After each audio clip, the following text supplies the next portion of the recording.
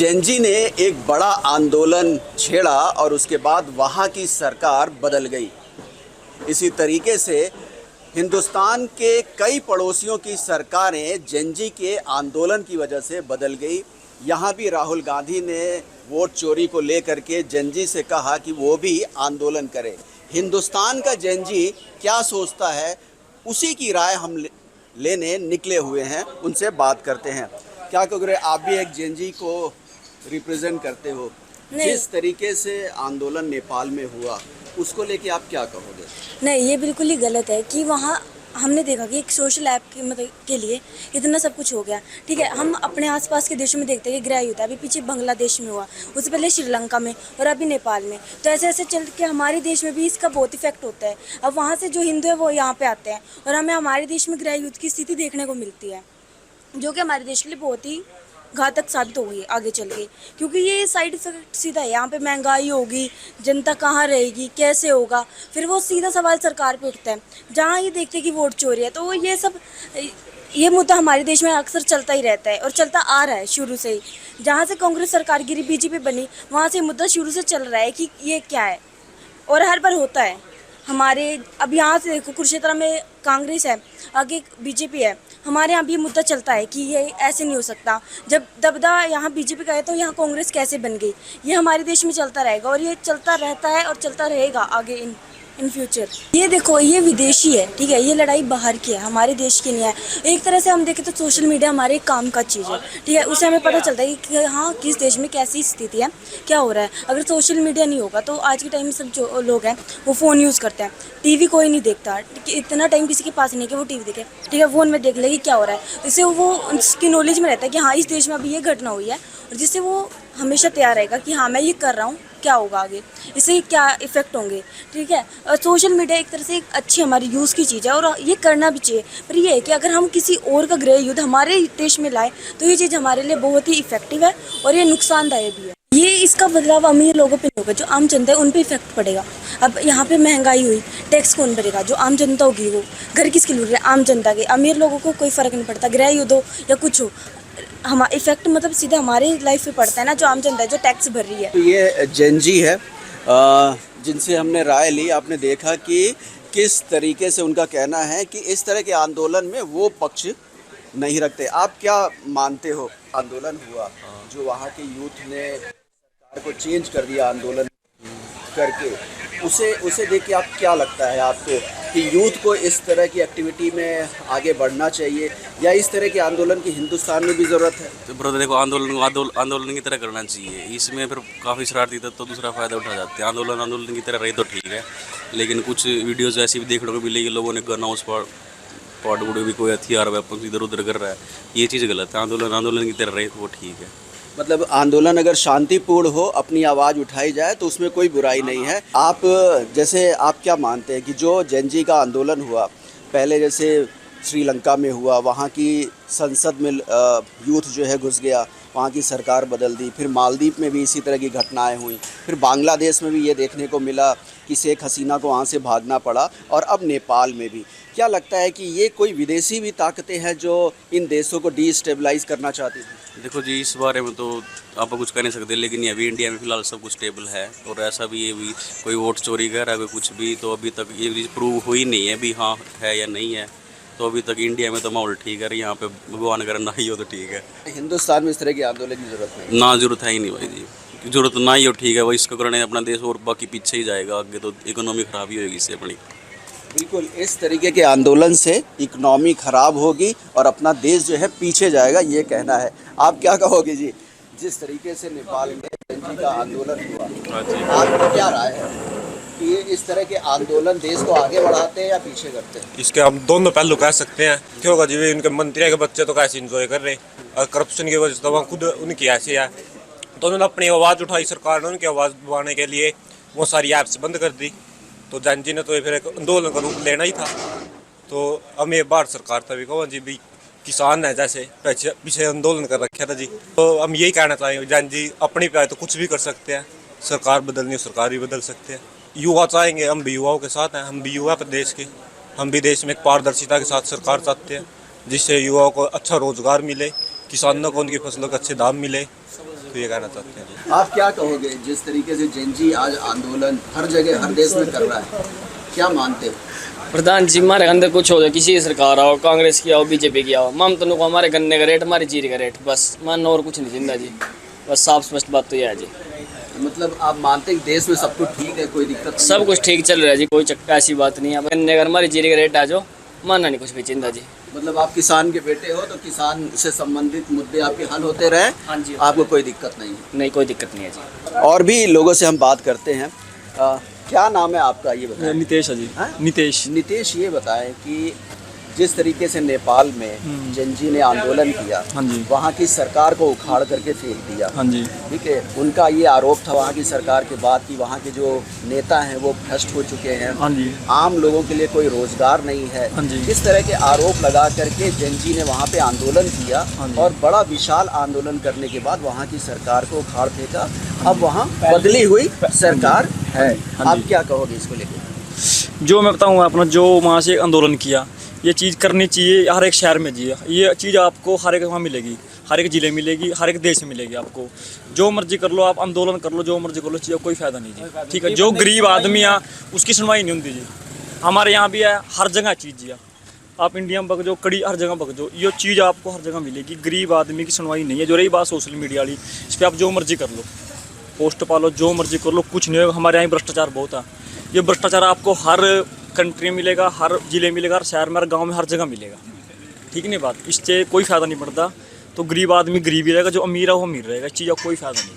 ठीक है जी, बात बाकी बोल। तो आप ये बताओ कि ये जो तमाम देशों में इस तरह के आंदोलन होते हैं, क्या आप लोगों को कभी ये लगता है कि ये दूसरे देश के लोग इस आंदोलन को ऑर्गेनाइज कराते हैं या उनका कोई हाथ होता है?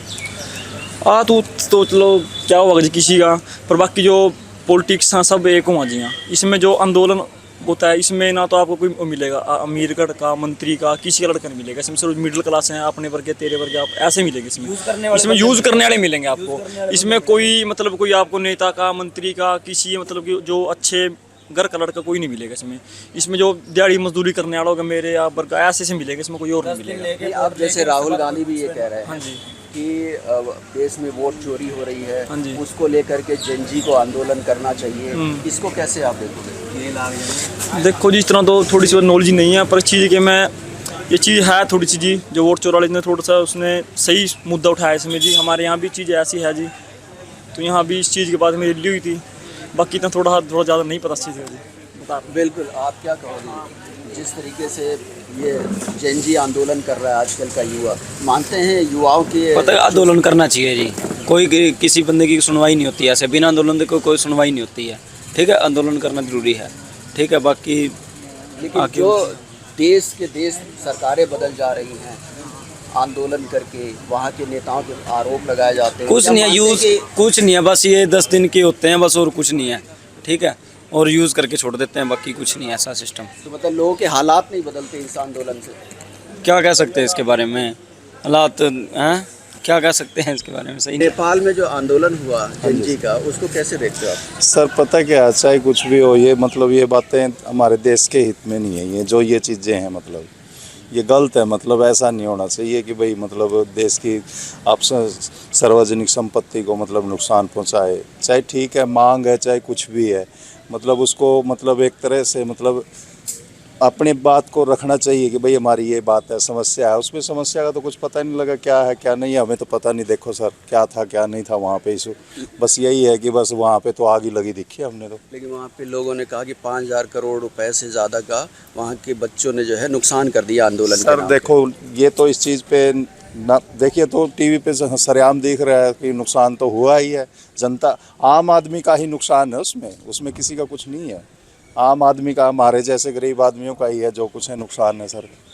अच्छा, जो नेपाल में जो जेनजी ने आंदोलन किया वो 16 साल से 22 साल के बच्चों ने किया। क्या आप मानते हैं कि ये जो आज की जेनजी है उसके पास इतनी समझ है कि वो इस तरह के आंदोलन करे और सरकारें गिरा? नहीं सर, गलत सोच है ये। मतलब ऐसा नहीं होना चाहिए कि भाई मतलब बच्चों को मतलब है ना, हमारे देश चाहे कोई सा भी देश हो, हमेशा देश के हित में बात होनी चाहिए, क्योंकि देश पहले है, चाहे कुछ भी है।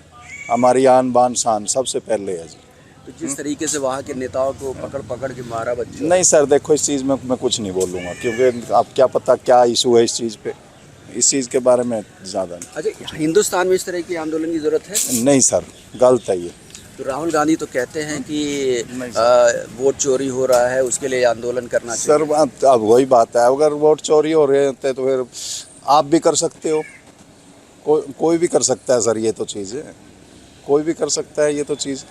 मैं तो नहीं बोलूँगा जी इसके बारे में कि भाई चोरी हो रही है या कुछ हो रहा है। नेपाल में जो जेनजी का आंदोलन हुआ उसको आप कैसे देखते हो? अगर मैं कई सारे सोर्सेस को देखा जाए, जितना मैं न्यूज़पेपर पढ़ता हूँ, द हिंदू के मुताबिक, द गार्डियन के मुताबिक, बाकी इंटरनेशनल फॉर्म्स जितने भी हैं, या फिर नेपाली टाइम्स के मुताबिक मैंने बहुत सारे आर्टिकल्स रीड किए हैं, तो उनके मुताबिक जो भी करप्शन था उसके हिसाब से जेनजी ने जो भी प्रोटेस्ट या जो इंस्टीट्यूशन पे उन्होंने प्रहार किया, जो भी लॉस हुआ, मुझे लगता है शायद थोड़ा बहुत लॉजिकल भी है। लॉजिकल ये है कि सोचा जाए कि अगर देखा जाए, मान लिया गवर्नमेंट है वो अगर करप्शन कर रही है बहुत सारी चीज़ें, तो आवाज़ उठाया है, तो कभी कभी होता है ना कि कोई चीज़ें हम शुरुआत करते हैं इनिशियल फेस में तो बहुत कुछ नॉर्मल रहता है, but after some time the things is change. So may be due to this कि हाँ जो प्रोटेस्टर हैं वो थोड़ा बहुत भावुक हो गए होंगे, उन्होंने बहुत ज़्यादा नुकसान पहुँचाया होगा। लेकिन ये कहा जाता है कि जो जेनजी है, क्या उसको ये समझ होती है कि इस तरह के आंदोलन को अंजाम दे? नहीं, अब इसके बारे में तो मैं अपना कोई व्यक्तिगत राय नहीं देना चाहूँगा, क्योंकि मुझे कुछ पता नहीं उनके बारे में, जेनजी के बारे में, ऑब्वियस सी बात है। अब जितना मैंने रीड किया है, जितना मैंने पढ़ा है, उसको मैंने कहा कि हाँ वायलेशंस उन्होंने प्रोटेस्ट किया, जो भी चीज़ें थी, उसके बाद में क्या हुआ। लेकिन इस तरीके के आंदोलन की बात हिंदुस्तान का विपक्ष भी करता रहता है। जैसे कल राहुल गांधी ने प्रेस कॉन्फ्रेंस की, जी तो उन्होंने ये कहा कि यहाँ भी आंदोलन होना चाहिए क्योंकि वोट चोरी नहीं, हो रहा है। जहाँ तक मुझे जानकारी है, कल राहुल गांधी ने जो प्रेस कॉन्फ्रेंस किया है वो तो ECI और इलेक्शन और जो CEO हैं उनके ऊपर ब्लेम लगाया है वोट के लिए। एक मुझे कॉन्स्टिट्यूंसी का नाम नहीं पता है, तो मुझे जहाँ तक जानकारी वो भी कह रहे हैं कि यहाँ की जेनजी को जो है सपोर्ट में आना चाहिए सरकार के खिलाफ। नहीं, मेरा कोई इस पर व्यक्तिगत राय नहीं है और मैं इसके बारे में मुझे जानकारी नहीं है। ये जो नेपाल में जेनजी का आंदोलन हुआ, इसको आप कैसे देखते हैं? देखिए, दो चीज़ें थी, करप्शन भी रहा होगा फैक्टर, और यूथ को मिसलीड किया गया।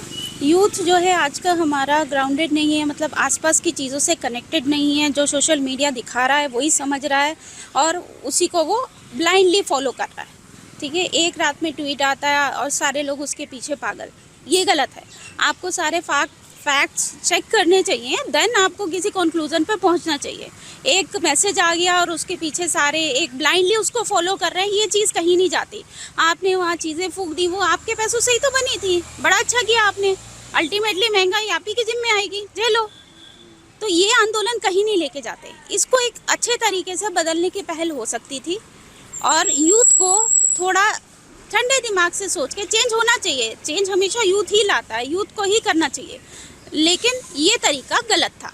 देखिए, जहाँ भी इनस्टेबिलिटी आती है ना, तो फिर उसके बाद स्टेबिलिटी में आने में बहुत लंबा टाइम लग जाता है और इस तरह के आंदोलन का कोई अच्छा रिजल्ट नहीं मिलता है। ठीक है, एक बार जब आपका पूरा एक इकोसिस्टम डिस्टर्ब हो जाता है तो उसको एक ट्रैक पे लाना बहुत मुश्किल काम होता है। आपने अपनी बस जला दी, कार जला दी, उसी में आप ट्रेवल कर रहे थे, आपने अपने हॉस्पिटल जला दिए। ठीक है, आपने मिनिस्टर को पीटा, लेट से अब उनके घर से कोई रेबल उठ के आ जाए वो स्टूडेंट के लिए, फिर ऐसा सोचे तो, क्योंकि बाद में अगेन वो लोग पावर में आने हैं, देन क्या होगा? ये तो कभी ख़त्म नहीं होना ना।